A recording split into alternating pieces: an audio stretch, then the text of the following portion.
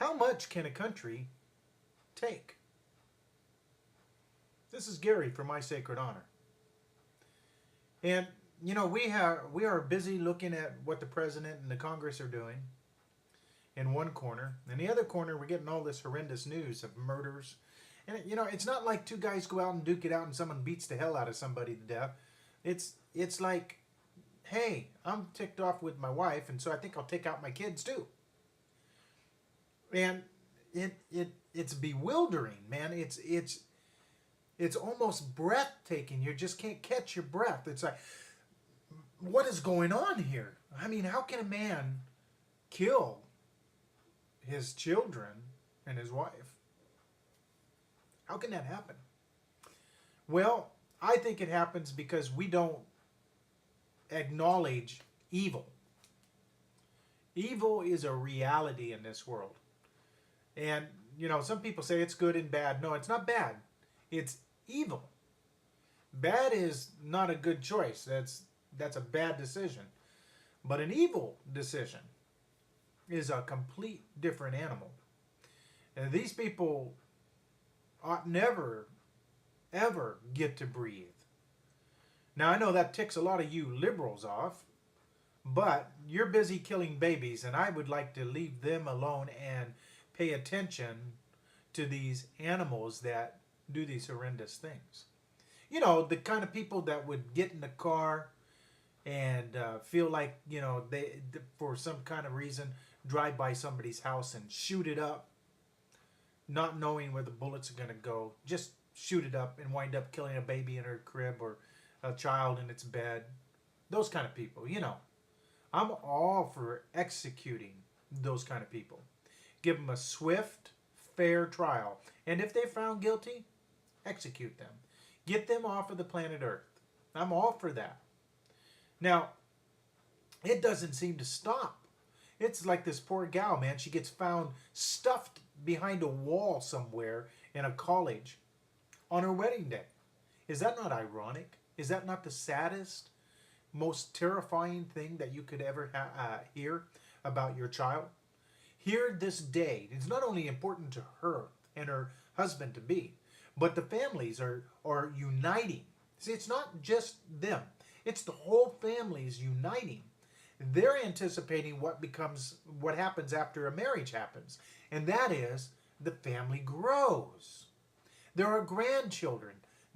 Well, that's never going to happen because some evil person made an evil decision and snuffed her out. Now, I don't know who did it, but when we find out who did it, they should be hung. They should. I cannot stand gurney executions. They roll them in. They're strapped. You talk about no dignity. Years ago, there was a guy named Gary Gilmore. I believe that's his name, in Utah. And he did something horrendous. At least he had the guts to go out with a firing squad. That's what should happen. That's what should happen. It should be as violent and as quick and as deliberate as what they did. And it should be done with force. Not this candy ass, like, okay, here's one drip, drip, drip, and another drip, drip, drip. Okay, check his heart. How sterile and cruddy is that? That makes me want to puke. It makes me want to throw up because it has all the makings of, hey, just like Jack Kevorkian did. Drip, drip. It's the same crap. It's god awful. Let's bring back hanging. Let's bring back executions like firing squads.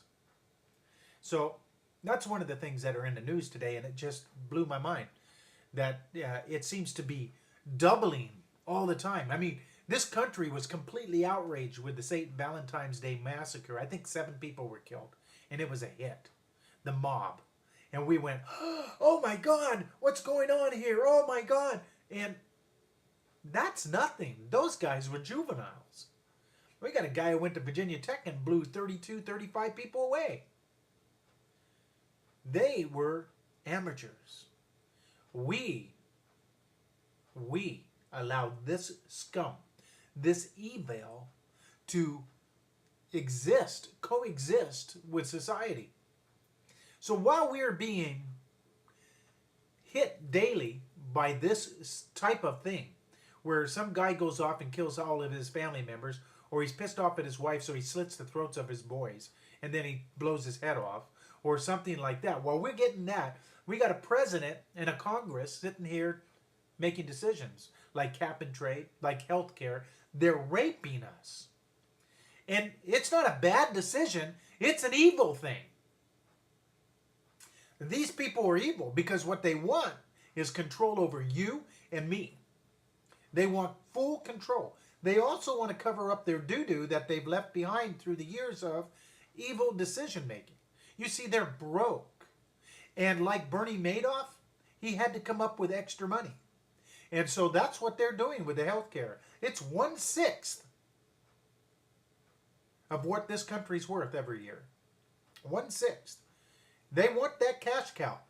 You see, that's what companies do when they have other things going that might make money one year and maybe not so much money the next year. So they invest on the good years. They invest what they call cash cows.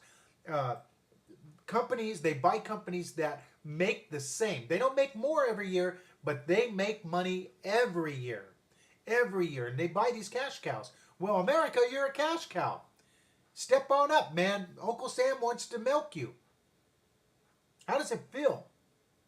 And then when you have the gall to stand up by the millions in Washington, D.C., they laugh at you. They disdain you. They don't even recognize that the millions of people that were in Washington, D.C. were countered by the millions of people doing small town. We had 300 plus people in our small town. We're a small town. Less than 20,000 people in our town. It happened all over America. And yet they give you the proverbial finger and they laugh at you and they say, they'll forget. They're stupid Americans. They're stupid electoral voters. They're dumb. They're just dumb. They'll forget. We'll just go on. And by the way, we need to pass that health care. We need it. Now, there's this other tact. You're a racist. You're a racist if you vote against me. You're a racist if you do not agree with me. I am so sick and tired of being called a racist because the man in office happens to be black. You know what ticks me off? He says he's black. That actually goes back to a Jim Crow law. You go, Jim Crow. Yeah, Jim Crow. That stated that if you had the most minute bit of black blood in you, you were, quote unquote, a nigger.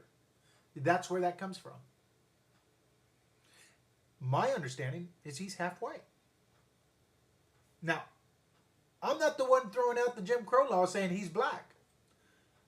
He's mixed race to me. Okay? I could care less if he was whatever color. Doesn't matter. It's policy. I didn't have a problem with Clarence Thomas. But see, he was different ideologically than Barack. See, he was what they call house, can't say that word twice, N-word. Oh, you can't even say, they've got the people all wrapped up and we don't know what to say. We don't know what to say. We don't know what to say. Yet they say it without regard. You know, his pastor for 21, 22 years is saying phrases like, you know, KKK, white America, USA. They can say it, but we can't even disagree with him without being called, a racist. I'm not a racist. I could give a crap about a man's color. I give a crap. I went to Disney World this last week. I saw so many mixed race people married to one another, and nobody got upset. Their children were beautiful. Their children were having as much fun as mine. Wow. We've moved on. But they put it on our backs. They make us wear it. I refuse to. I don't know about you, but I've had it up to here with racism. I'm not a racist. And I bet neither are you.